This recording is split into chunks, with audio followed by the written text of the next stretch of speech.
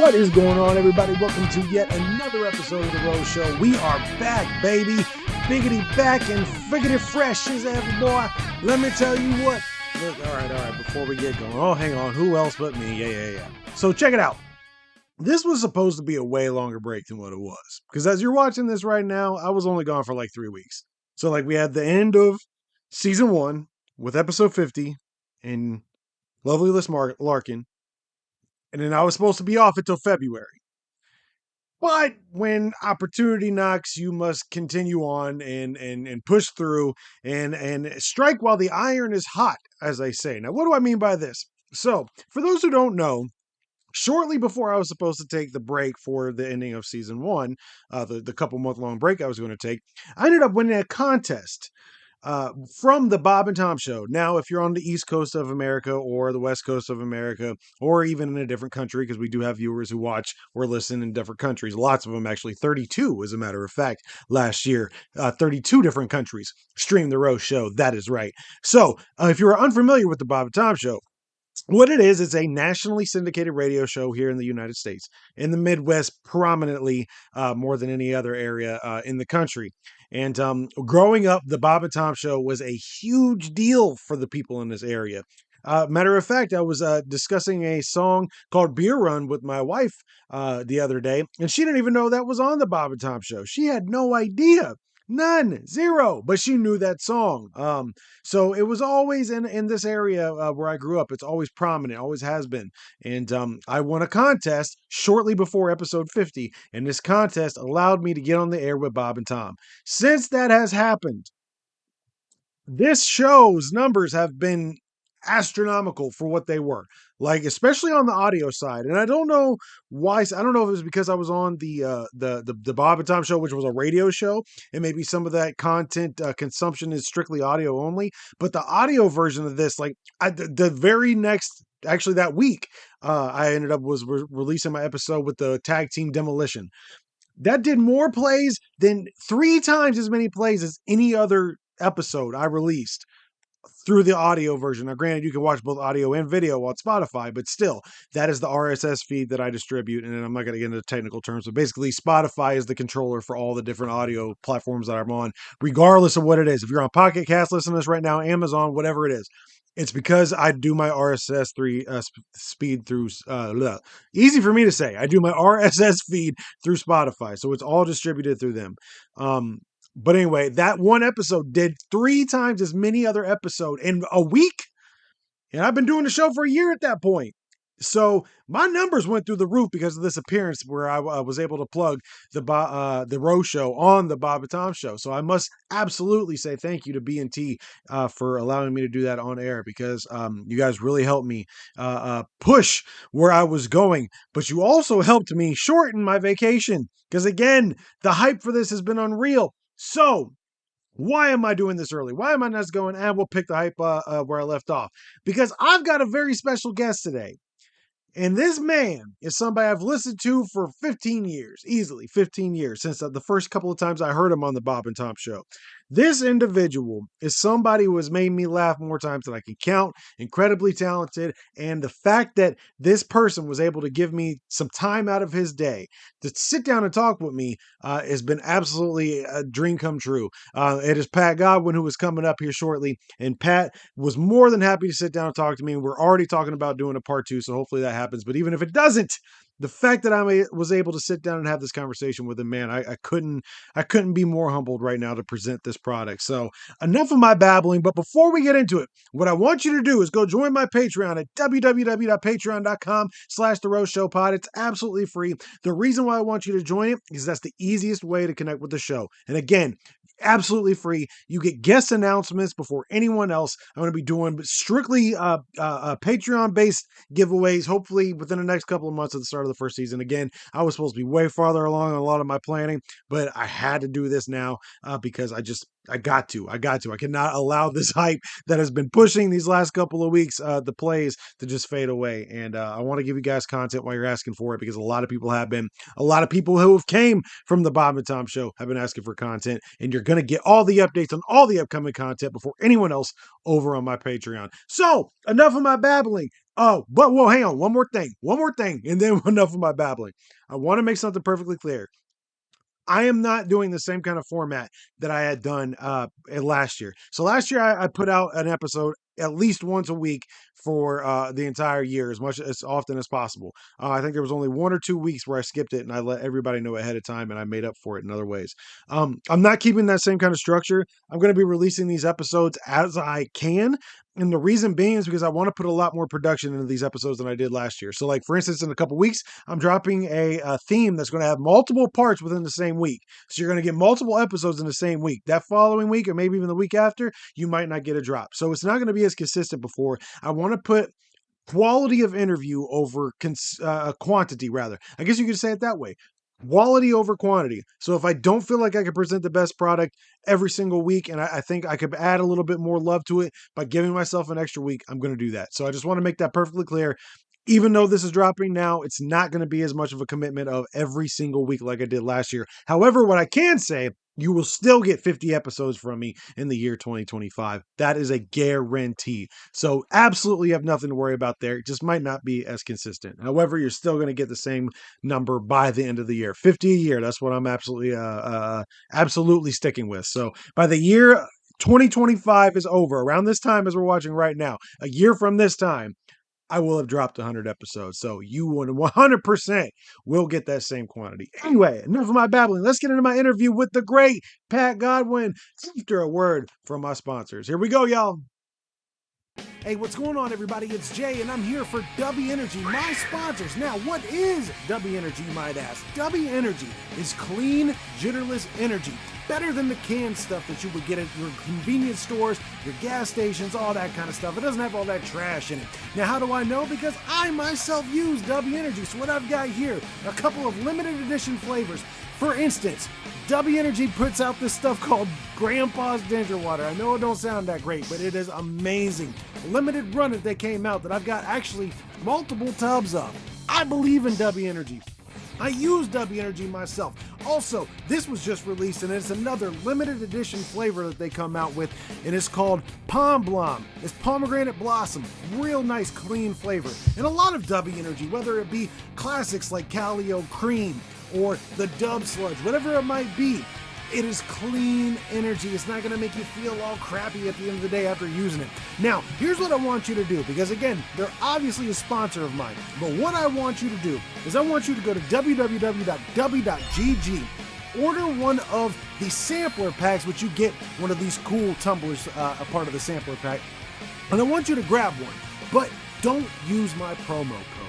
That's right. Don't use my promo code Who Else at checkout, because I want you to try it without thinking I'm just trying to sell you a bill of goods. Try it one time, and then when you go back to buy your second order of W Energy, then use my promo code Who Else at checkout for a 10% discount, because all you're going to do is try it. I know you're going to love it.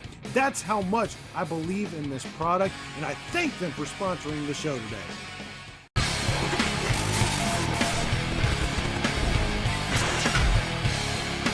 What is going on, everybody? Welcome to yet another episode of The Rose Show. As always, I am your host, Jay. Who else but me? And today I have got a legend with me in the field of comedy and music both.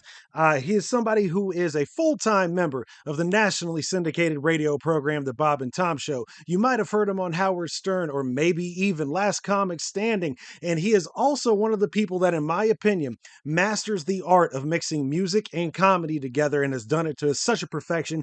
Somebody that I've listened to for the last 15 years when he was just a guest on The Bob and Tom Show. And we'll get into that here in a little bit. But got a lot of respect for this man as somebody who has a background in music myself, and the talent level that he brings to anything that he does, whether it be a stand-up or on the radio show, as we discussed a couple seconds ago. But it is the man, the myth, the legend, and for now, the vegan that might be changed by the time this episode drops, Pat Godwin. My friend, how are we doing today?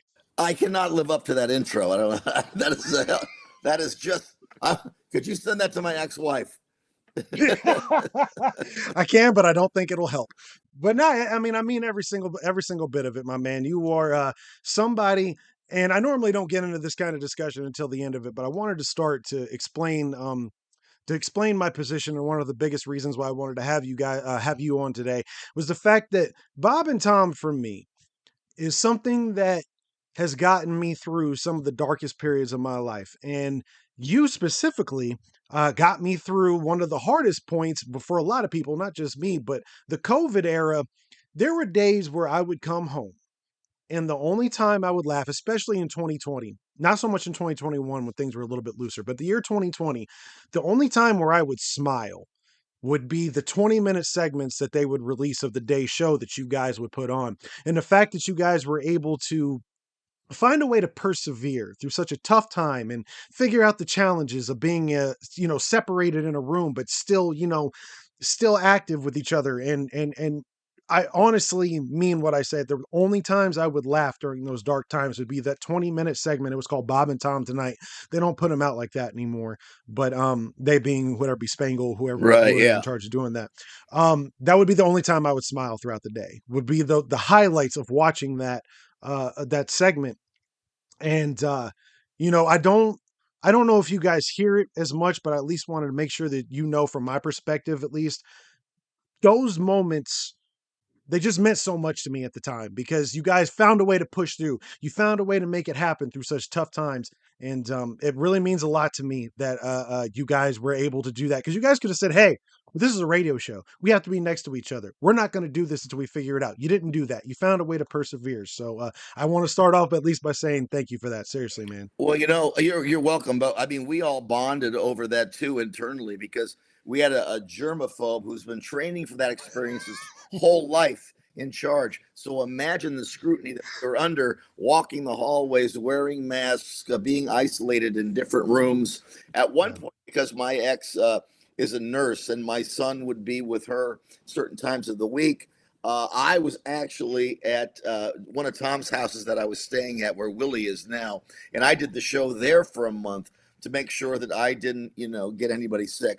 I never tested positive. We had 80% of our show tested positive. I think the only two guys that didn't were Tom and I, because we got lucky or just whatever. But those were crazy times. All of us hung in there pretty strong in the beginning. Then we'd lose somebody for a week, Josh or Chick or whatever. They'd send me down the hall into a different room. We had the temperature thing when we would come in. We'd all be washing our hands crazy, and because we didn't know what was going on, and we weren't doing any live comedy, so we weren't getting any input from the outside world. We were bonding with each other, making each other laugh, and trying to keep each other alive. And I think that from that experience, that year, I think it was just like a whole year of that before I even did live comedy, that show became so important to all of us. I mean, not only is it a dream job for me because I get to wake up and write and do things on the spot and make the toughest guys in the business laugh, try to make the toughest guys in the business who've seen every fastball and curveball thrown at them comedically. I thought that was a challenge that we all rose to, and we came out of that better friends. And as much as we bicker and have fun, it's all a part of being like brothers that live through entertainment together and this incredible and COVID together. You know, vaccine argument, all kinds of stuff. All we were being thrown all this information and trying to deal with it as a group, as opposed to a selfish individual. We dealt with it Yeah. as a group, which is very, very difficult because everybody's got different views, but we tried to respect those too. I think it made the show stronger, quicker, and we really did bond as if we hadn't bonded enough already. That was an amazing time. And I hear that comment from you a lot. I mean, from people a lot, the comment that you made. And it always blows my mind. Like I'll hear truckers say that, man, it was such a weird time. And I'm going just to go to the bathroom with a mask on. And you guys are my only kind of salvation. To hear that is like the best thing in the whole wide world. Thank you. Hey, I meant every word of it, and it's hard. It wasn't that long ago. It was only four No, years ago, I but know. it feels like a lifetime ago. It And does. there'd be so much, because I wouldn't turn on the news for hours on end, especially living where I do in Ohio. Mike Right. DeWine.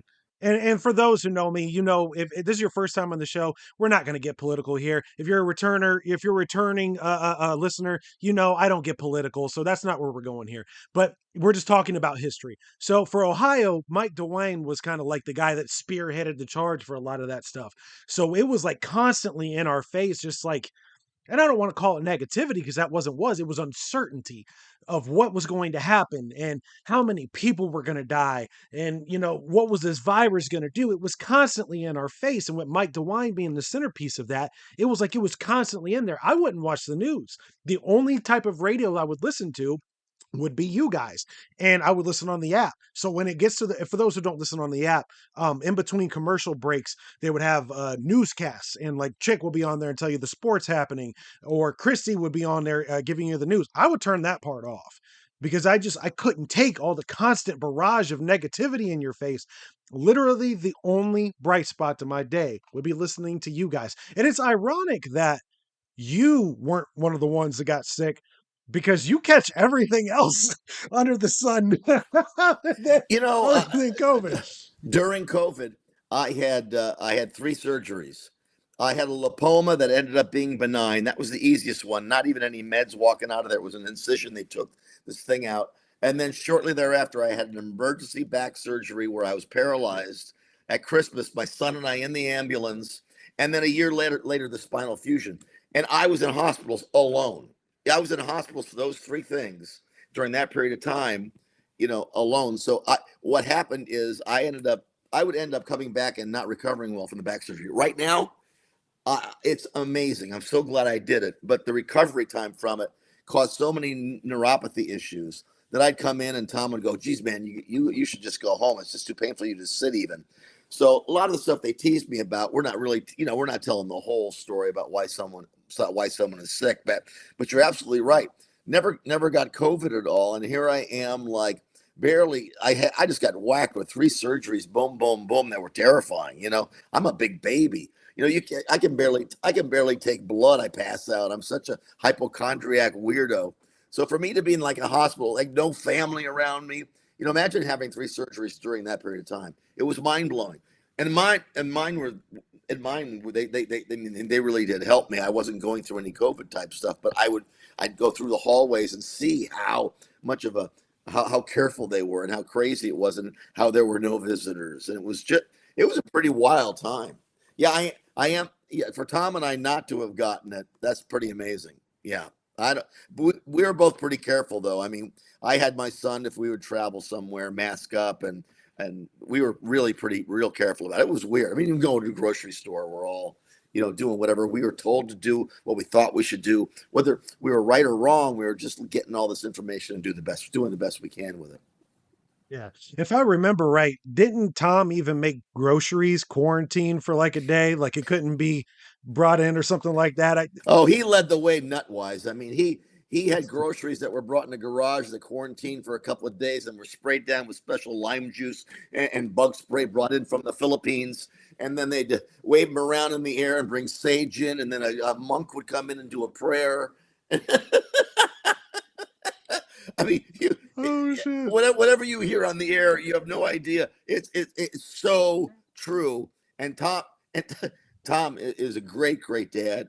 He wanted to make sure his little girls were safe, and he honestly, when we were going through the COVID stuff, he made the joke, because he's a germaphobe. Hey, fellas, I'm ready for this. This is what I've trained for my whole life.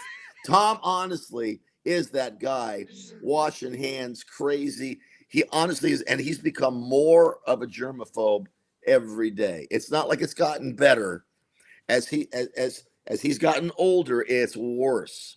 I mean, I don't think I mean, you got to be exposed to natural germs just to survive. You got to roll around in the dirt.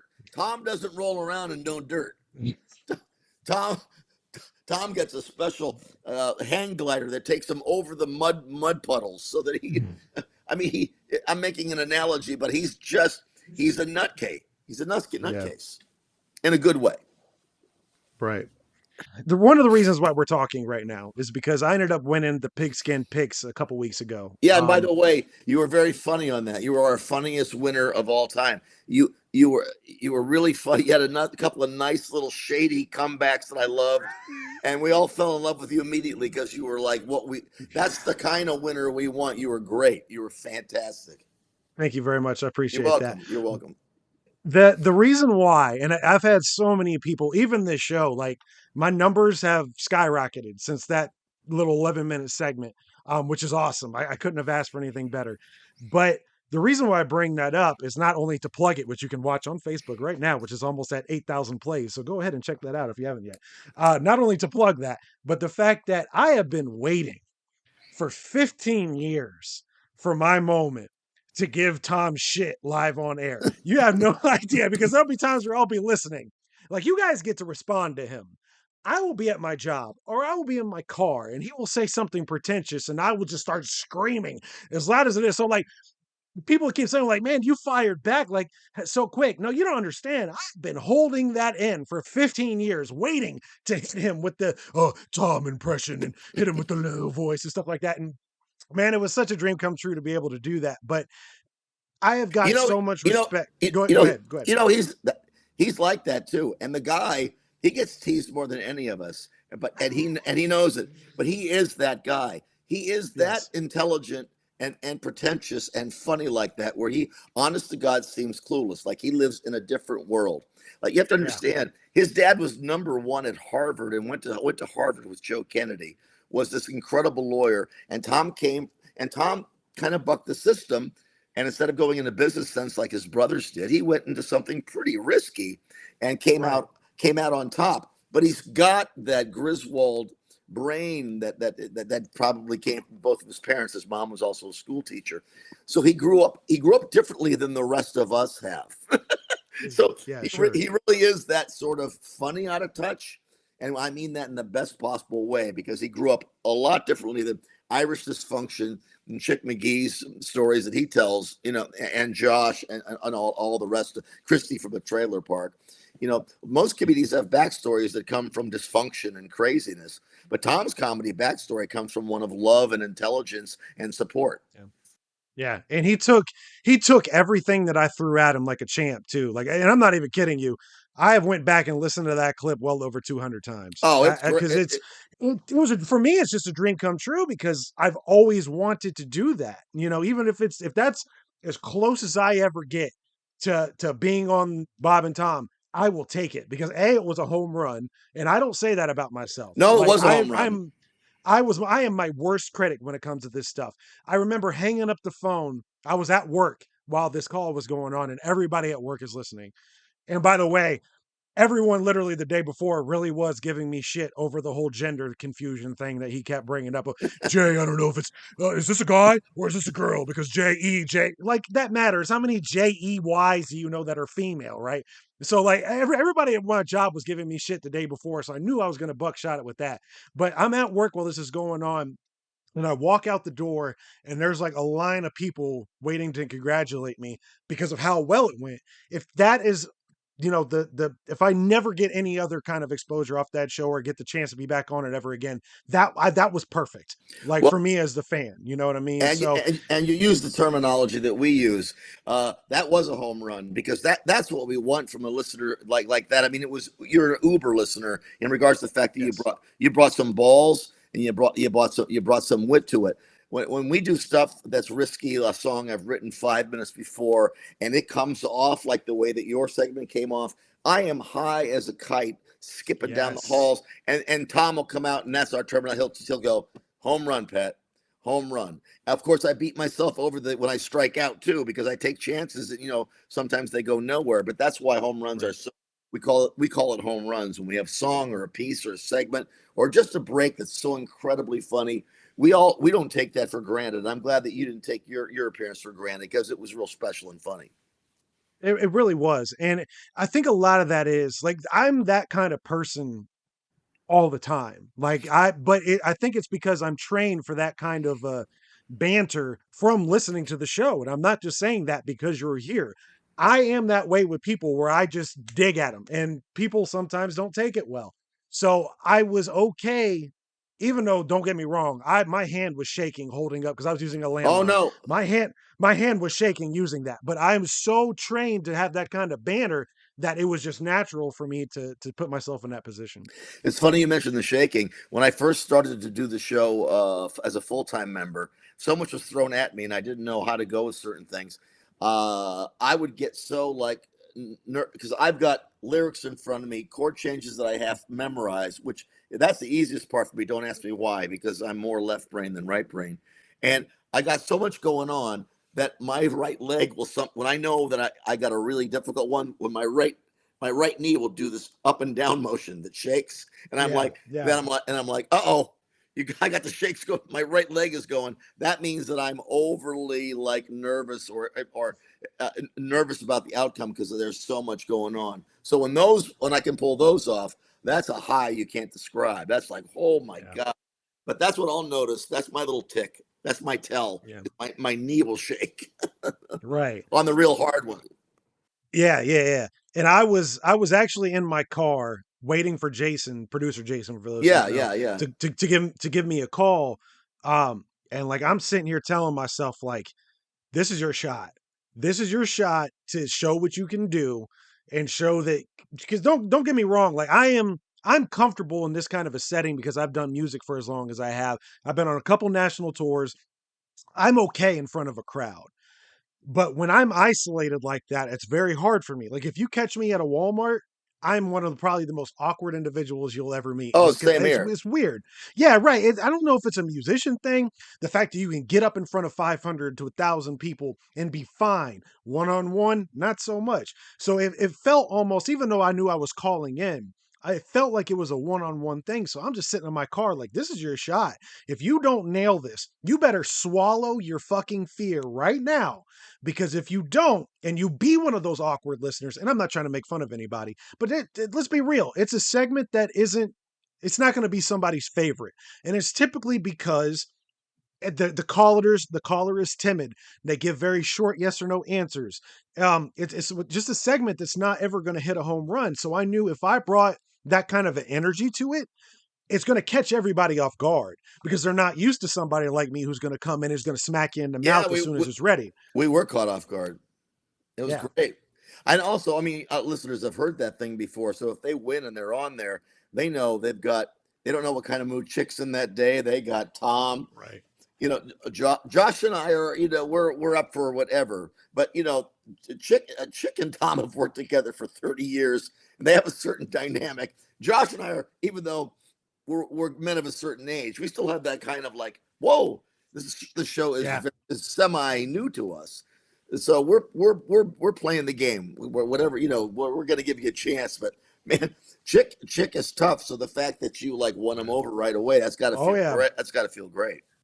It was, and not only that, but if you go back and watch the segment, there's a point where he cuts me off as I'm explaining why I spell my name Jey. He ends up cutting me off and he goes, "Sorry, I just nodded off right there." And Yeah, when he said that, I put in the back of my head, you had a you got a callback. receipt. You got a receipt coming, buddy. So as soon as him and they always do this. And again, this is the advantage I had being a lifelong listener. They always veer off into another topic. And I knew that they would do that eventually. I knew they would go off into a completely different topic, and I would just be sitting there waiting. And the second the opportunity advanced itself, I was punching back. And the reason why I bring that specific thing up, I always not only wanted to be on the show for as long as I have, I always wanted to get a Bravo, because that ever since Bob Kavoyan, that was, if you get a Bravo on the show, that's a big pat on the back. That's an inside. That's an inside thing. That if you hit It's an that inside Bravo, thing. my first Bravo was the Legend of John Fox song that I did years and years ago. And I remember when I got it, I went, "Whoa!" I now I know what Yeah. that means because you only hear it on real good things. Well, when I hit Chick with the "Now I'm nodding off," it was Chick and Tom talking. When I hit him with that, and it got such a big pop, you gave me the Bravo, Yeah, and I've listened to that part, I'm not even kidding you, 200 times, because it's like I have worked 2 decades. Granted, all it took was for me to win a competition, but I have worked 2 decades to get that Bravo, and you gave that to me. So you Well, gave me you something. you deserve it, and I honestly, I'm the Thank you. one who leads the way with the Bravo thing now because Tom never did it. It was Yeah, always Bob's responsibility, Bob's personal thing, and I, for some reason, somebody did something that was so funny, and at the end, like it could have been Jeff Oskey did something, and at the end, I'm just you do a what Bravo, and that's just one guy in there, kind of like holding on to Bob Cavoyan's torch, so to speak. yeah. And hey, it would have been awesome to get it from him, but I've been listening to you just as long as I've been listening to them. So for me, that was like you said, it was one of the best highs. I've never taken a drug or taken a drink that has gotten me that kind of feeling. Like I felt like, and no, I didn't feel like it. That was a dream come true for me. So, the fact that I was able to, and the funniest thing about it is that week's pick'em, I just went through and picked shit. Like I didn't even pay that much attention to Oh, it. that's funny. Any other week I would sit there and dissect every single team. I stopped doing it for like 3 weeks because I kept getting my ass kicked. And for some reason, me and my buddy Nick at work, I was like, let me try it this week. And I fucking won. So it was like, ah! Yeah, it was crazy. That's pretty incredible. Yeah, luck. I'm a big believer in fate, and time has was very kind to me during that moment. So again, thank you guys for that Oh, you're opportunity welcome. because it was a dream come true. But I kind of want to go back now that we're 20 minutes into it. Let's get into the actual interview. Let's go ahead and go back because as a musician myself, I've always been fascinated with how you have been able to successfully mix music and comedy because a lot of the times it doesn't work that well. Like, especially when you go back and listen to a recorded version without any kind of laugh track, it doesn't translate that well. But when you go back and listen to some of your stuff, like the Pumpkin Spice song, like I drive my wife crazy singing that when there's no backing track to that, but it's a great song. How did you find out, or let me say it rather this way? At what point in your life where you're like, hey, I'm really good at music, I'm also funny, I want to mix these together. And was it challenging trying to figure out that combination for you? Well, my family was involved in the theater, so as a rebellious thing, my dad and I didn't get along. I went into sports heavy, but then at around the age of 17 or 18, I started to play the piano privately at school and sing on my own. And by the time I was 20, I started to just play constantly. I did what's called woodshedding. I was out in LA after a first year, 1 year of college, and I spent a year just playing guitar, maybe 8, 12 hours a day at this retirement home where I washed dishes. So I washed dishes for room and board. And I went in the basement and I played for a year. And then I took that back to the East Coast where I'm from, and I sang all my own stuff in bars, first around the Wilkes-Barre, Scranton area, then down to Philadelphia. And where the switch to comedy came was because I was doing my own original music and not American Pie or not like me and Julio down with the Right. schoolyard or any popular song that would have killed in the clubs. I was doing my own stuff and I was not going over the way I should. So what I would do is I would banter with the audience. I would mock a singer, do an impression, get their attention, and then go into a song. And then, sometimes I get their attention. Sometimes I have to go back and talk with the audience. And by that, I mean F around on stage. You know, seriously, my first funny song that I added to the mix was a song called Lookout Point, which the chorus is Teenage Cremation. I think I did it once on the Bob and Tom show, and I get the whole audience to do the sing-alongs. It's a satire of a '50s death song, but that's what they gravitated to were the quirky moments. Then my second quirky song was a song called Young and Stupid. Then I found out that those moments were going over way better than I had real serious songs, very dark serious songs. And you're in a nightclub, you're supposed to be entertaining, you're supposed to be doing the bar room rough stuff. And but I did not like being ignored, and I wanted, I was doing it so that people would listen to it. So at some point, when I got down to Philadelphia, I had a quirky song act, not necessarily broadly comic, but weird songs that the audience liked. I sing along moments, na-nas. I had a song called Cemetery Girls where I got them all to na-na, and they were weird, weird songs. But it was comedian Todd Glass. I don't know if you know comedian Todd Glass. Yes, I do. Yes, I do. Yes. So comedian Todd Glass came to a show at the University of Pennsylvania bar called Smoky Joe's, and we became buddies. He was a real comedian, just about to leave Philadelphia at that time and go on to L.A. I mean, right now he's a very successful guy and very, very funny. But Todd Glass said to me, you are so entertaining in between the songs. I think you're more of a comedian songwriter than an actual songwriter. And I was, at the time, he pissed me off. I mean, I said, "What are you talking to me?" He hurt my feelings. And then he would still say that he'd come see me, and he goes, "Let me take you to an open mic." It took me 2 years to take him up on that invitation because I didn't know what to do. He took me to one comedy club, the Comedy Factory Outlet in Philadelphia, and that night, the morning guy that Stern went up against, John DeBella, was in the audience because he hosted that night.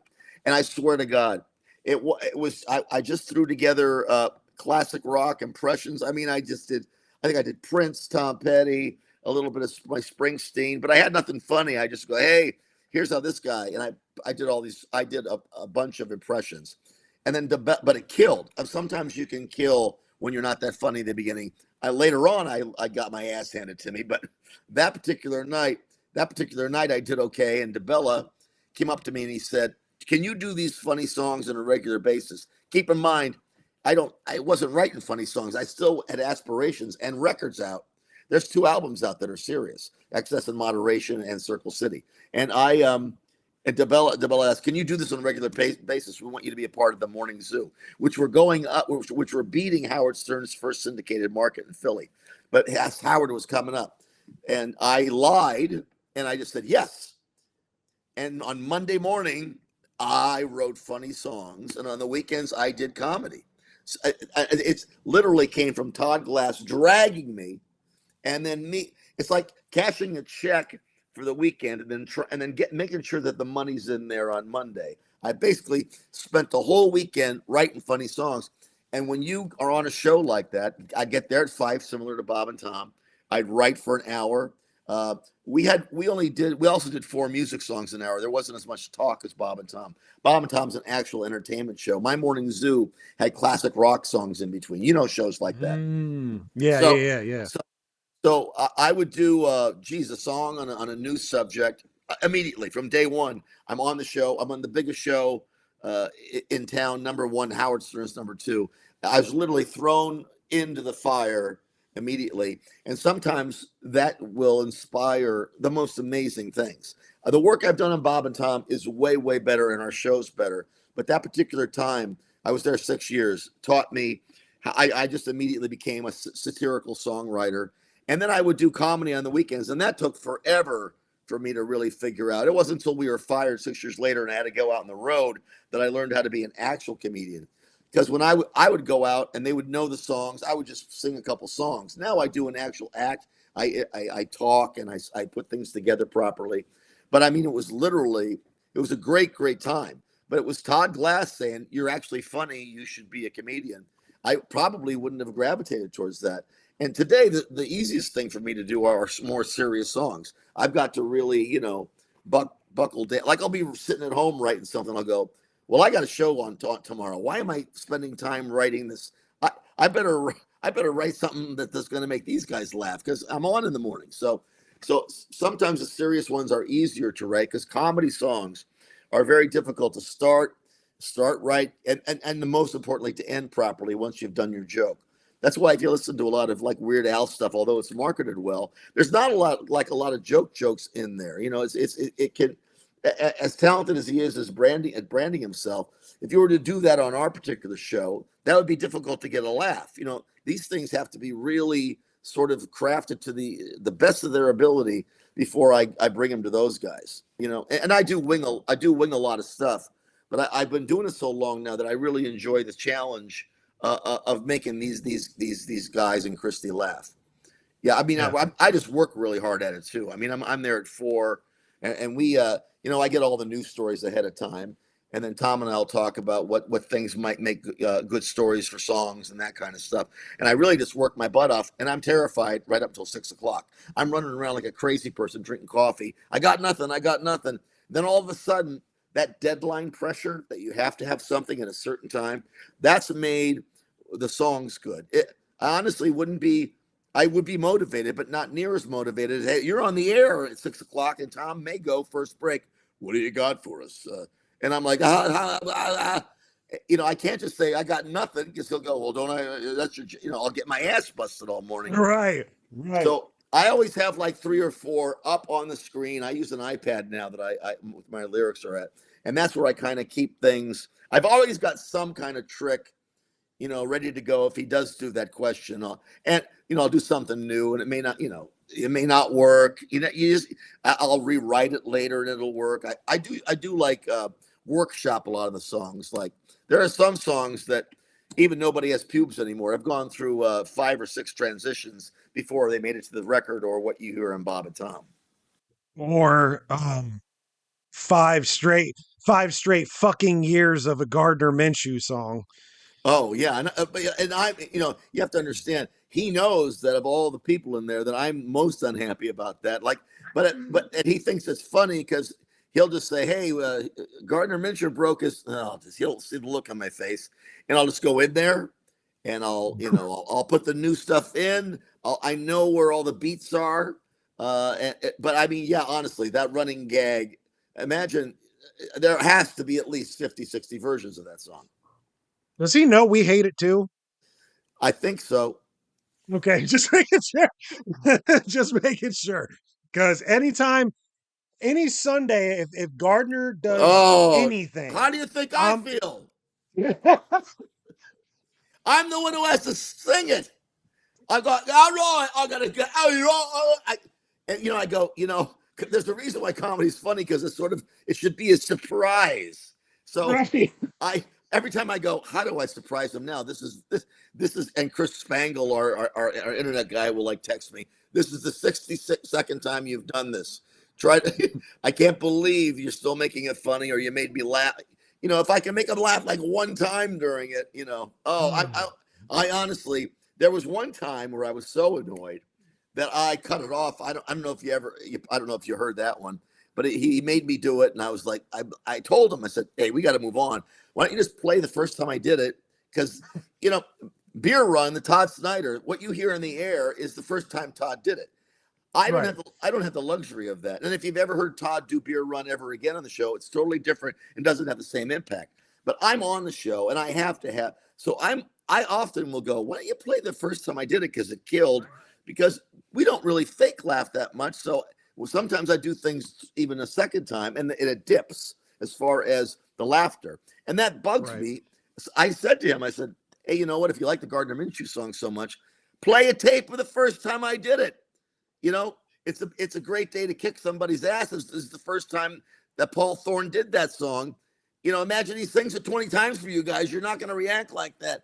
It's my job to suck that up and trust Tom's instincts and know that he's busting my balls sometimes. And those guys like to see me hang in the wind like that, where they know we'll go, like Chick will go, you got to do another Gardner Minshew song today. Did you see what he did? And I'm like, oh, son of a bitch.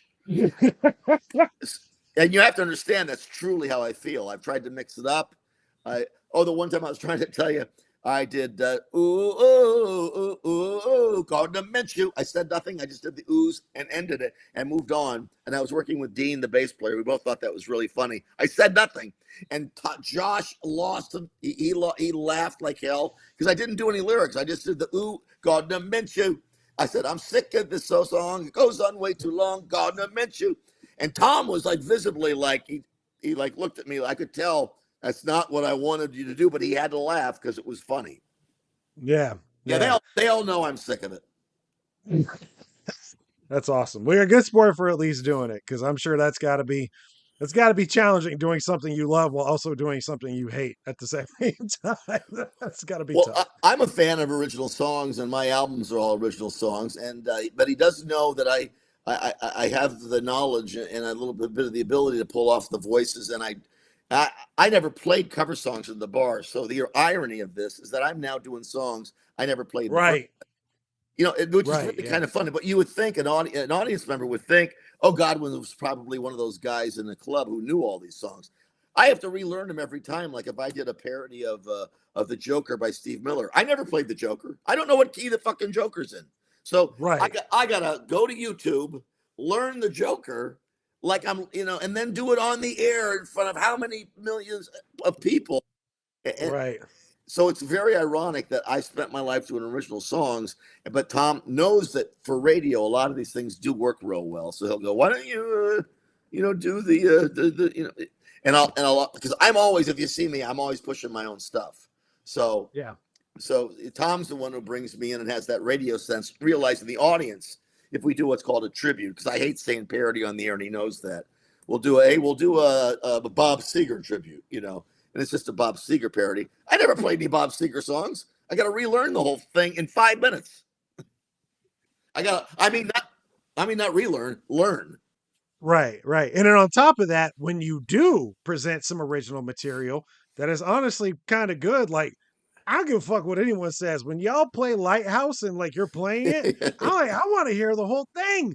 And but they're dogging it the entire time. So like the thing that is serious Oh ends up yeah. becoming a joke because they start roasting you for your serious materials. So that dichotomy's weird. The Circle City song where they teased me about Johnny Loudon. I don't know if you were around for listening to that. Mm-hmm. That actually was played on Northeast Pennsylvania radio and was one of the ones Yeah. in the clubs that people liked a lot better. And it's a song I wrote my first year when I was 22, and it's got this.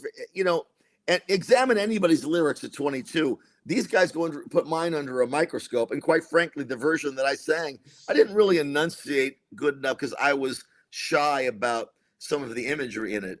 I thought it was poetically naive, and that was the way I wanted it. It was a song about being depressed about a certain time in my life, and there's no one on the beach. I had mixed metaphors, but when they make me sing it, and I'm enunciating on purpose because I know that wait till they hear how bad this next line is. Right. John, I do remember that because Dean called in as Johnny Loud at one point, and I I laughed. I can remember that, but I can't remember what the fuck I learned in high school. That's so crazy. But yeah, I remember that very clearly. Yeah. yeah, but that was like actually my hit in the clubs. It was on radio stations. There was strings behind it on the record. That was the one that people would ask for in the clubs, which was one of those really moody songs that was Right. that balanced out that crazy kind of audience work I would do back in the mid 80s. Yeah. Yeah. And Todd Glass, just to go back to him, again, such a Bob and Tom nerd. I go back and listen to like the best of episodes when the show's on break. Like I'll Right. save them on my Spotify or SoundCloud and I'll play them over and over and over again. Todd is on one of my favorite bits where he's arguing with Tom about whether or not smoking pot for 2 days a week makes you a pothead. And like yeah, so I'm very familiar with him. And again, that just going back to what we said at the very beginning of this, like everything about this show leaves a mental impression on my brain because I'm a huge introvert. I don't do well like in crowds and stuff like that. Me too. Yeah, Me so too. Yeah. I go back and I listen to these episodes and it gives me some kind of comfort. So like literally if there's a best of episode, I probably listened to it that I've saved anyway. I probably listened to it well over 100 times. And just hearing guys like Drew Hastings, big fan of his. Oh Um yeah, yeah, yeah. did so many comedians. And going back to, this show, I knew I wanted to get a bunch of people who have been on that show on this one as well. It's kind of like to check that off for me because like finding out that Greg Hahn really is Greg Hahn even off air. And that was one of the most surprising things because there'll be times where I'll bring somebody on here like a wrestler who has a gimmick or something. And then I get in this kind of environment with them and the gimmick goes away. I'm just talking to the person. No, that's Greg Hahn 24/7. Like if you were wondering if that's him, no, that's him because he didn't stop off air. He just kept going. Greg worked with me. I knew him from Florida, and I would drag him. Okay. I would drag him with me to shows all over the country where he would showcase for the owner because he never liked to send tapes out because he was so goofy. He said audiences sometimes he'd burn him out or they thought he was too stupid and corny. But he thought if the club owner saw him in person, so I would take him to the South Bend Funny Bone. He and I go way back to Florida when I lived in Florida with my girlfriend Kim back in 1994 when I started live performing. So Greg's like a huge buddy of mine, and you're absolutely right about Greg. From the moment I met Greg, that is Greg. That is Yeah. a Greg who loves his job, loves being on stage, has a real good self-awareness about himself, a humble guy, a crazy performer, never takes himself too seriously, and he's the real deal. He's a great comedian and a great guy.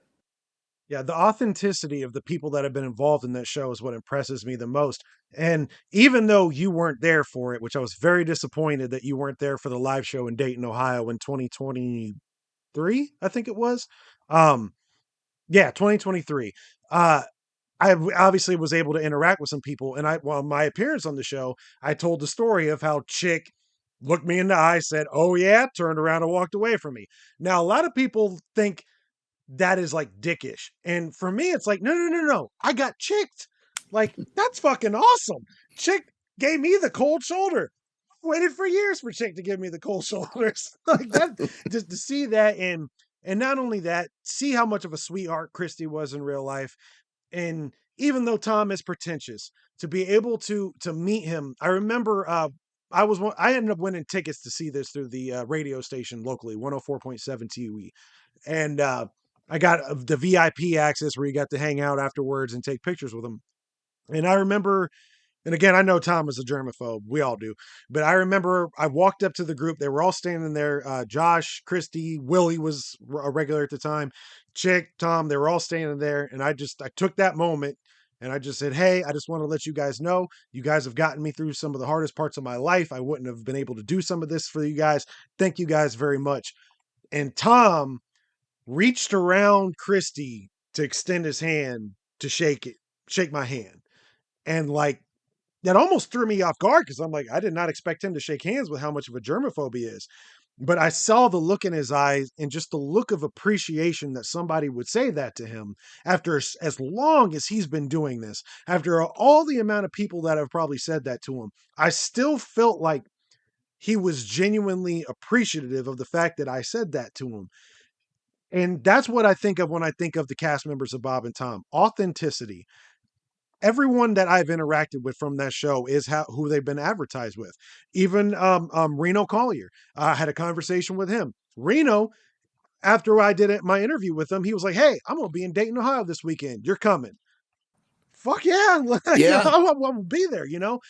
That's what I love the most about this show is just how genuine everything involved with it and really is. Tom of all of us is actually the best person out in public because he has the kind of personality where he's able to take the extra time and talk. He's a guy who doesn't eat alone. He's a guy who invites you to lunch all the time. I'm not. I kind of enjoy my thoughts. That's the way I create. I will eat lunch by myself, and I'll walk by myself, and I'll go places and have coffee by myself. But Tom, and honestly, at shows, I'm thinking about my show, and I don't necessarily want people sometimes to meet me before a show because I'm so focused on my work. I don't want to come off as being, oh boy, he's not funny at all. Because I'm pretty serious about it until I hit the stage. Then I explode and I do what I do. But Tom's the guy who can go on stage and also take time with a listener and and be he's very, very genuine and really, really cool. Chick obviously is actually Chick. I mean, when I first started doing the show live, there'd be days where Chick, you'd see him and you'd try to make small talk and he would say something like, "Nice small talk, Pat." And I'd go, "Well, I'm not going to say anything tomorrow." And then you wear him down with your work ethic, your humor, your friendship. And then now it's a whole different story where, if there was a camera and a mic on in the green room, you would never stop freaking laughing because that is bust ball city with Josh Chick and I. Tom kind of spends time in the computer. He'll come in and he'll wonder, "What are you guys laughing about in here?" And he'll get the story. But Chick is really, really come around. But you got to really warm him up. He doesn't suffer fools gladly. He I've seen him be cranky out in public, and he's done a lot, and sometimes those live gigs can be a bit of a drain. And he's gone through a lot of personal stuff too, that makes him a little world weary. But he brings that kind of crankiness to funny levels on the show. If you ever hear when he's cranky, you'll hear me laugh the loudest. Like he'll do some inside thing to Tom or bust Thomas balls, and Tom's can be even be pissed. But I laugh, and then that fuels Chick even more. Then he'll get in trouble. He'll screw with a live read for a commercial. talking about lasagna at the Steven Singer jewelry store, messing up the commercial, and you'll just hear me losing my shit. And Tom, Yeah. like, a chick, there's no lasagna night. That's real. I mean, Tom does not want to hear about lasagna night at a jewelry store for the live read that's paying all our bills. And chicks just fucking with him. Right. Yeah. Today, as of this recording, today was by far one of the worst instances of what you're just talking about I've heard, and I think probably the last 10 years, because every single read, Tom was fucking it up, or Josh was getting pissed, or Josh, like that was a bad one. well, Josh did get mad. Josh was Yeah, mad you could hear it. during the Yeah, Omaha Steaks. No, that was real. yeah, That was real. Yeah. yeah. You could hear it. And I think that's also goes back to the genuality, like as far as the cast members. Like I'm sitting here listening to it because again, I listen at work and I'm listening to it, and you can hear Josh go, "Give these to Tom from now on. Don't do anymore." I'm like, oh God, No, he's he wasn't actually kidding. pissed off. No, he wasn't kidding. He wasn't kidding. Yeah. Tom Tom knows what's made that show successful. So when he has a bit of a new cast or even an old cast, he's a bit of a control freak because that's how hard he works and that's who he is. And then with time, like in the beginning, I'd run all songs by him and he'd have a punch up here or a punch up there. We're now in a relationship where he trusts me implicitly. I just text him 5 or 6 things I have, and I don't run stuff by him anymore. Now there'll be the occasion where I'll cross a line or whatever, and he goes, "Boy, you should have run that by me." But I want the surprise. I want the surprise laugh out of Tom. And, and I think Tom misses punching up some of those songs. I bet, but still, Tom will go, "Hey, why don't you do blankety blank to blankety blank?" And then, of course, that'll be a great idea. But Tom trusts me enough now where I'm doing my own stuff and I'm surprising him. But the way that he micromanages and his work ethic, you cannot believe it. So a lot of us, if Josh doesn't say Omaha Steaks in the right place, well, Tom's been doing it for how many years? He knows what a client, where they want to hear this stuff. But to jump in, of course, drives the person who's trying to do it completely nuts. Tom will grab a commercial for somebody or fill in. And it's all really funny to me, but the actual person trying to do their job can sometimes get like today. Right. By the way, that I laughed my ass off when Josh got pissed. I mean, I just love Yeah. stuff like that. Yeah. And one of the things I noticed after my appearance, because I got a lot of comments saying, "Man, we really loved it when you gave it to Tom." I think that's from the listener perspective. We enjoy it just as much.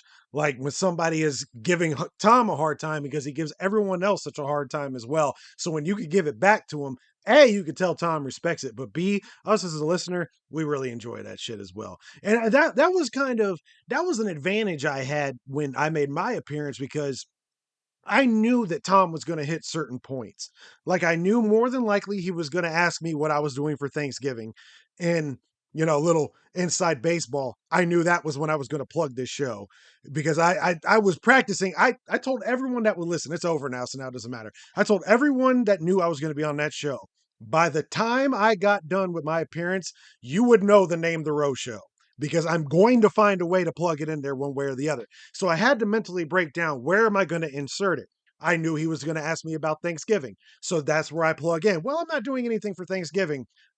So because I've been so busy doing this podcast called The Row Show, I knew he was going to, set that up for me. And the reason why I say that is because he's such a professional that you can almost know where he's going to go because he's done it so often. He hits those marks that make it so interesting. And not only that, he lifts up the volleyball so the next person can knock it down. Not everybody does that. That's such a small nuance that unless if you're looking for it, you probably won't notice it. But if you're waiting for it, man, you can really knock it out of the park. So that's a real good point. Yeah.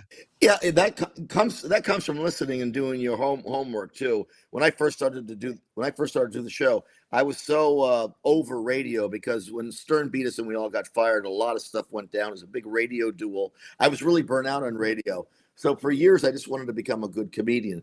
When Tom kind of brought me in and wanted to produce my first album, and he goes, "Hey, you did these 2 songs this morning. Are you out of ammo? Where are you now?" I said, "I'm in Jersey, but I'm driving back to the Midwest to do a gig."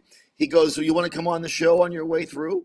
And I said, "Yes." And what I did was I somehow got every Bob and Tom CD. I forget. I think I had his secretary at that time. His assistant was Joni, and Joni was able to overnight me.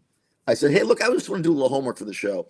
Overnighted me every Bob and Tom CD, and what I did in the car. That's all I did. Because I wasn't as aware of the show as other people because I'm an East Coast guy. I'm from Philly. They're not on in Philly. But like you, I did my homework. I go, okay, what are they laughing at? I need two new songs that are going to make them laugh. And I listened to the bits, and I that's when I fell in love with the show. Not only were those albums produced so well, the music production was incredible. The artwork was phenomenal. I Yes. I after being on even Howard Stern and the morning show, which are two of the biggest morning shows in the country, the Bob and Tom show impressed me the most as something that I wanted to be a part of because they did original songs. They didn't rely on the parody. They had Toast. They had a lot of Haywood stuff. They had Henry Phillips stuff. And I thought, well, I normally don't like a lot of musical comedy, but I like this Haywood Banks and I like this Henry Phillips. And Tim Cavanaugh's Get Drunk with Dignity blew me away. I'm like, holy shit.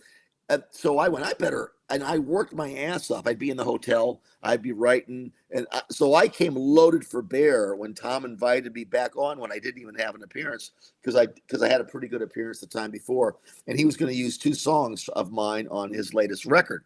So I did my homework like you did, and I really, and when you do, you're kind of like these guys are really good at what they do. Yeah. And I was no longer burnout on radio, and it was the moment that I wanted to be a part of radio again. Was Tom Griswold and Bob at that time, and the attention to detail and quality. They knew where their bread is buttered. It's a goofy sophomore show at times, but there's a lot of genius in that show. And Yes. the very first time I heard Haywood's Toast, I was like, "Well, shit, that is the most Oh yeah. that's the most original frickin' comedy song I've ever heard." And he and I are now buddies, and so he knows how I feel about him. I love the guy, but I had never been around a musical comedy that I liked. I would just hear bad parodies that other radio stations would do that people would send me, and I'd go, ugh. But when I heard the Bob and Tom catalog and all those CDs, one after the other, I was like, holy crap, is this good? Seriously.